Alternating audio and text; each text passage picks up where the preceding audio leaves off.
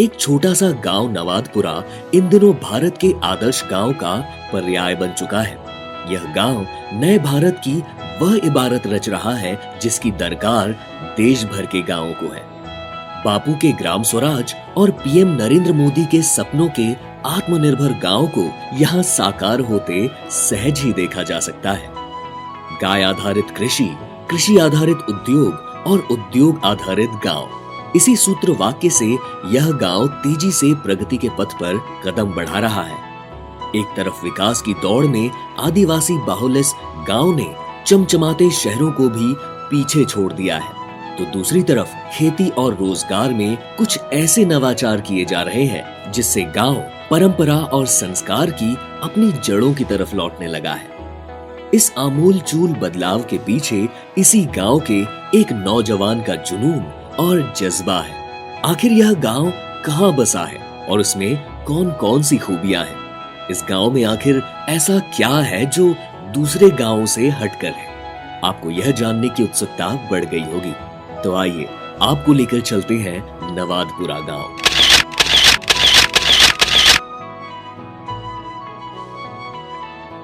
मध्य प्रदेश के धार जिला मुख्यालय से करीब 85 किलोमीटर दूर नर्मदा नदी के तट के पास बसा यह है नवादपुरा गांव।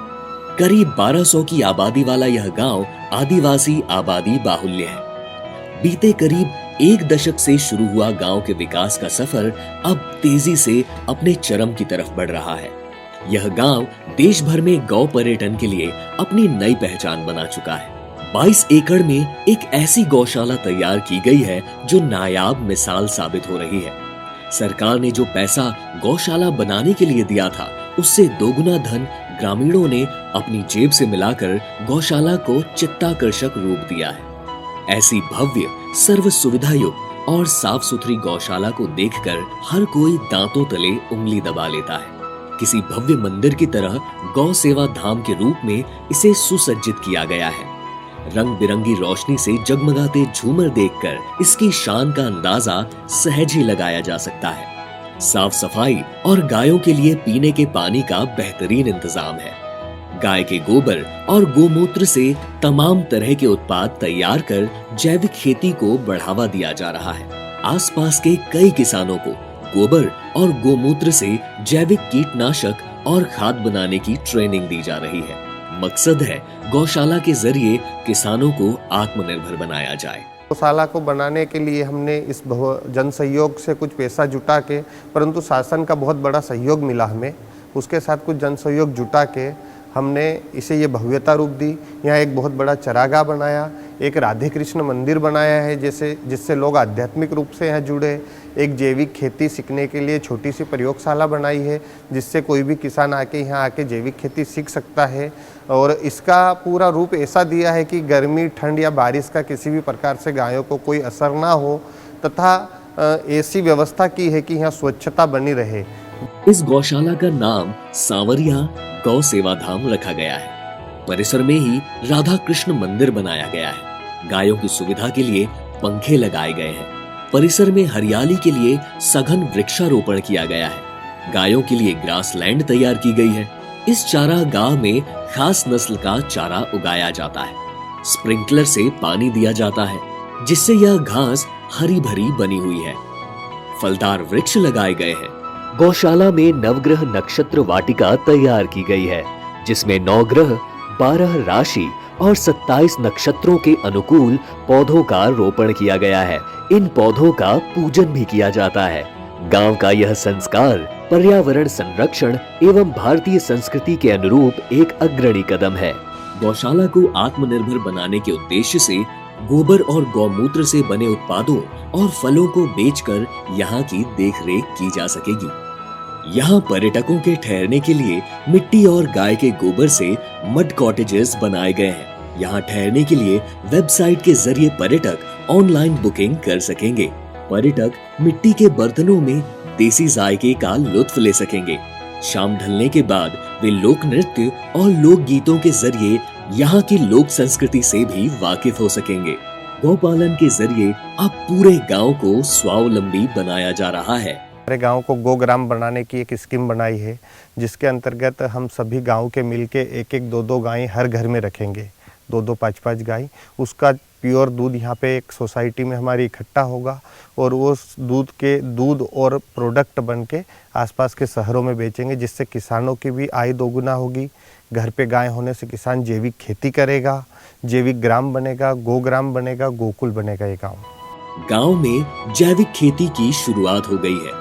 आने वाले सालों में यह पूरी तरह जैविक गांव बन चुका होगा। जैविक गांव बनाने के पीछे क्या कारण है, जरा इसे भी सुन लीजिए। हमारे गांव में 500 एकड़ जमीन है, जिसमें पर ईयर 1 करोड़ रुपए के लगभग पेस्टिसाइड और फर्टिलाइजर यूज होता है। वहीं अगर हम जैविक खेती करेंगे तो 1 करोड़ रुपया पर ईयर तो ये बचेगा एक छोटे से गाँव में। इसके अतिरिक्त जैविक खेती, प्राकृतिक खेती से कोई भी व्यक्ति बीमार नहीं होगा, किसी प्रकार के गंभीर रोग नहीं होंगे, तो लाखों रुपया मेडिसिन का बचेगा। नवादपुरा गांव गाय आधारित कृषि को समग्र रूप से अपना रहा है। गांव की महिलाएं गोबर से दिए बनाकर अपनी आजीविका चला रही हैं। गाय के गोबर से बने जगमगाते ये दिए अपनी झिलमिलाती रश्मियों से देश और दुनिया के लिए नई रोशनी बिखेर रहे हैं।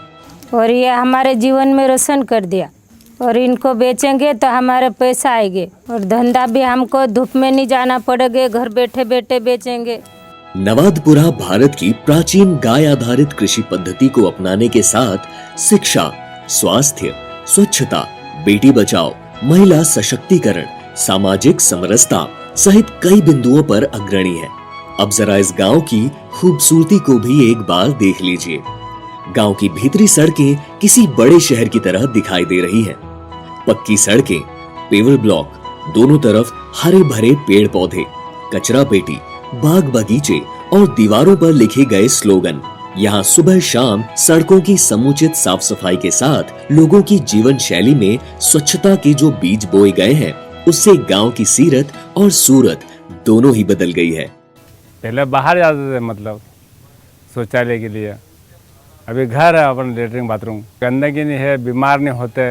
दरअसल इस गांव की बदली हुई तस्वीर के पीछे गांव के मुखिया कमल पटेल की दूरगामी और सकारात्मक सोच है। वे अपने पिता पेमाजी पटेल के ग्राम विकास के अधूरे सपने को पूरा करने की कवायद में जुटे हुए हैं। वे खुद अपनी जेब से खर्च कर गांव की तकदीर बदलने की दिशा में सक्रिय हैं। कमल पटेल रात दिन इसी जुनून में जीते हैं कि वे अपने गांव को कैसे और ऊंची उड़ान दे सकें। उनका सपना साकार करने के लिए सबको साथ में लेके उन्होंने जैसा सोच रखा था और हमको बताते रहते थे, उसी दिशा में काम करते हुए इस गांव को आदर्श बनाने की एक पहल की है। नवादपुरा का यह स्कूल शहर के किसी नामी ब्रांड स्कूल की तरह का है। CCTV, air conditioner, swimming pool, झूले, स्मार्ट क्लास, कंप्यूटर लैब और टेलीविजन स्क्रीन से सुसज्जित क्लासरूम सच में चकित कर देने वाले हैं। आपको यह जानकर और हैरानी होगी कि यहाँ दर्जन भर से ज्यादा टीचर गैर सरकारी यानी जन भागीदारी से रखे गए हैं। हर महीने इनकी तनख्वाह स्थानीय लोग और मंदिर में मिलने वाले दान से दी जाती है।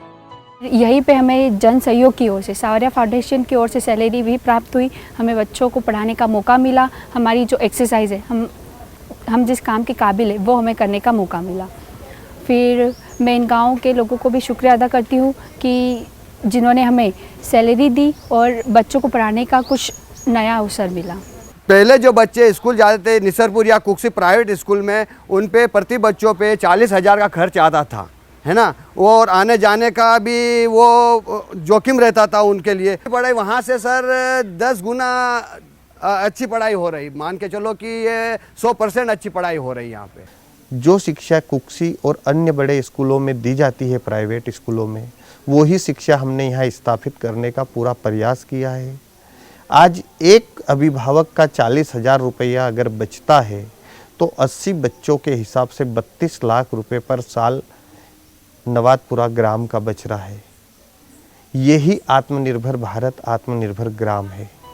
नवादपुरा में बेटी बचाओ बेटी पढ़ाओ पर भी खासा जोर दिया जाता है।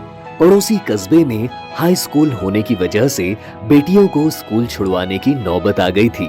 सुरक्षा कारणों के चलते लोग बेटियों को स्कूल नहीं भेज पा रहे थे। ऐसे में ग्राम विकास के लिए काम कर रहे सांवरिया फाउंडेशन ने अपने खर्च से बेटियों को स्कूल लाने ले जाने के लिए निःशुल्क वाहन सुविधा उपलब्ध करवाई है। पहले हम घर से बस स्टॉप तक चल के जाते थे, कोंदा तक 4 किलोमीटर चल के जाते, फिर वहाँ से बस आती थी तो फिर हम उसमें बैठ के जाते थे मिर्जापुर तक, फिर वहाँ से 1 किलोमीटर और चल के जाते थे। और फिर धीरे धीरे हमने ये आशा छोड़ दी थी कि हम स्कूल नहीं जाएंगे, बहुत रिस्क था ये। कमल पटेल जी ने गाड़ी चालू की, हम हम उसमें जाते हैं। अब बहुत आसान हो गया है और अब हम स्कूल डेली जाएंगे और मुझे डॉक्टर की पढ़ाई करनी है। गांव के सांवरिया सेठ मंदिर में आने वाली चढ़ावे की रकम का सदुपयोग कई जनहित के कार्यों में किया जाता है। इस रकम का उपयोग जरूरतमंदों के इलाज, बच्चों के कपड़ों, जूते मोजे आदि पर खर्च किया जाता है। नवादपुरा गांव को पर्यावरण हितैषी बनाने और प्रदूषण से मुक्त करने के उद्देश्य से लोगों ने सिंगल यूज पॉलिथीन को गांव में प्रतिबंधित किया है। गांव में पीने के स्वच्छ पानी के लिए हाईटेक इंतजाम किया गया है। हर घर में एटीएम कार्ड की तरह एक कार्ड दिया गया है। कार्ड स्वाइप करते ही महज 2 रुपए में 20 लीटर मिनरल वाटर मिलता है। जो दूसरा पानी लाते थे वो गंदा आता था, लेकिन एटीएम से बहुत शुद्ध और स्वच्छ पानी मिलता है हमें। इससे हमें बार बार बीमार नहीं होते और अस्पताल भी नहीं जाना पड़ता है। आजादी के लिए जिन महापुरुषों ने हंसते हंसते अपने प्राणों की बाजी लगा दी, उनकी तस्वीरों के साथ महत्वपूर्ण जानकारियां गांव के दीवारों पर उकेरी गई हैं, ताकि आने वाली पीढ़ियां इन महापुरुषों को अपने जहन में उतार सके।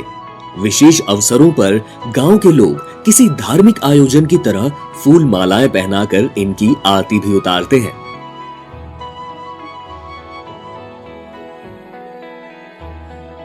गांव के पास से बहने वाले नाले पर चेक डैम बनाए गए हैं, जिससे गांव की खूबसूरती बढ़ने के साथ साथ जल स्तर में बढ़ोतरी और किसानों को सिंचाई का पानी मुनासिब होने लगा है। गांव में जगह जगह वृक्षारोपण और अमर शहीदों के स्मारक बनाए गए हैं। कोविड वैक्सीनेशन में यह गांव शुरुआती दिनों में ही पूरी तरह वैक्सीनेटेड हो चुका है।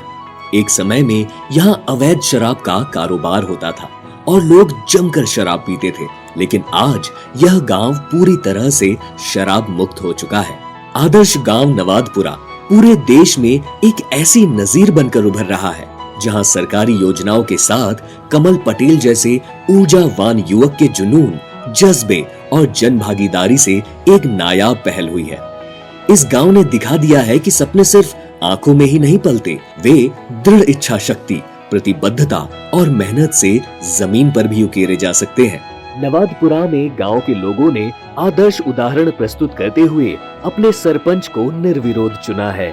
उम्मीद है देश के बाकी गांव भी अब इससे प्रेरणा लेकर अपनी तकदीर संवारेंगे। ऐसे ही गांवों के दम पर स्वर्णिम भारत एक दिन फिर से विश्व गुरु बन सकेगा।